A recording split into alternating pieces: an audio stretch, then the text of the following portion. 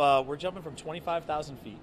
We're going to free fall for about 2 minutes before we land, and I'm going to land without a parachute. I'm going to land and get up and walk away. No wingsuit, no parachute, no nothing. So how do you know you can do this? I've been jumping for about 26 years. I have over 18,000 jumps. I've worked on a lot of big projects where I've got to help with some engineering.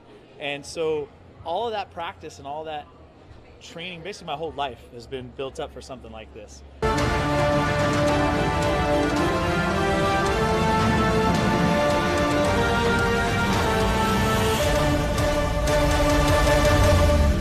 So that's a big drama. Everyone wants to know what we're going to land in. What I'm here to tell you is that we're going to land in something. I need to land on my back. This device has been tested. We've been dropping stuff from helicopters from 1,000 feet, a dummy that just like me, into this thing, and it catches it and it slows it down. And the G forces are right around 4.5 to 5 Gs. That's all for about 1.5 seconds. You slow down over, and I slow down in roughly 150 feet.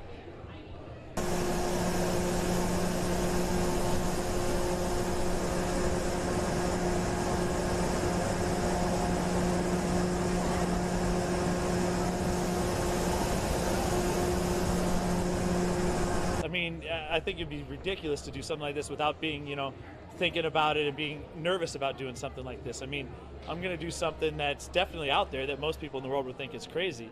But what I like about it is that when you see all the science and all the math and all the engineering that goes in behind this thing, from a physics standpoint, I mean, we stop cars, race cars stop all the time. They weigh a lot more and they're going a lot faster, and they stop in a short distance. So I'm applying some of those physics basically to see that this is possible.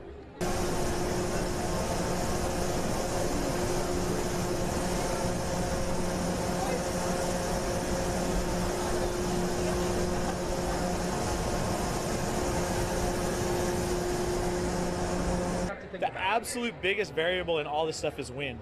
You saw when we're in this wind tunnel here and we're flying around, the wind is coming straight up. There's nothing pushing on us from the side. So as soon as you get that outside wind influence, it starts to push you. Now I have to counter it. So I have to put drag on one side to force myself to drive into the wind a little bit. And that wind changes in different layers all the way down. So just a little bit of wind, if it's blowing 10 miles an hour, that's going to want to slide me at roughly 5 miles an hour away from where I'm trying to be. So I have to fight that and drive into the wind. So the wind is definitely my biggest adversary on this jump. It does autocorrect. Sometimes it'll get the wrong word. I'm on it with you, so I want to get that too, so we can get this. Perfect. Got it. So then we'll see you on Friday. This project represents something for all of us about risk, about taking chances, about living fully, and it forces us to examine our own temperance in life and how impermanence and the temporary nature of life is real. And so for him to face that and not just one day think about it, that he will die, that's a real part of the conversation. We're planning to train his craft, his body, the structure of the environment, and his mind to mitigate anything that could possibly go wrong. And if it does, he's prepared.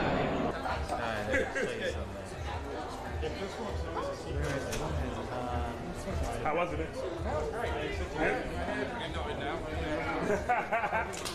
Great.